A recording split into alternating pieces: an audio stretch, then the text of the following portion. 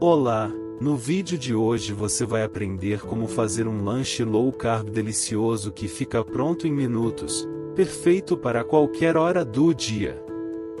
Antes deixe seu like, se inscreva no canal se ainda não for inscrito e ative as notificações para não perder os próximos vídeos. Vamos para a receita.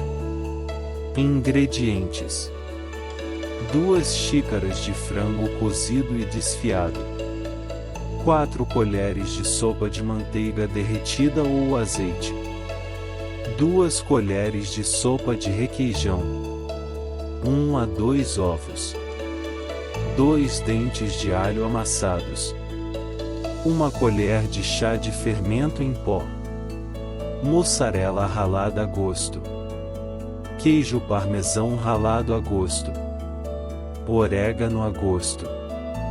Modo de preparo: coloque o frango, 3 colheres de sopa de manteiga ou azeite, e os ovos no processador, processando por 1 minuto. Cheque a consistência e ajuste se necessário.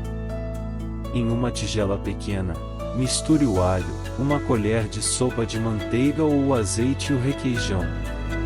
Adicione o fermento à massa do processador, misture e despeje em um refratário untado. Asse a 200 graus por cerca de 15 a 20 minutos. Cubra com um molho de alho, mussarela, parmesão e orégano.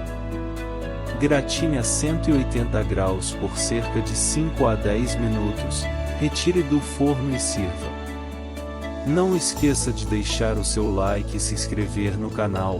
Até o próximo vídeo.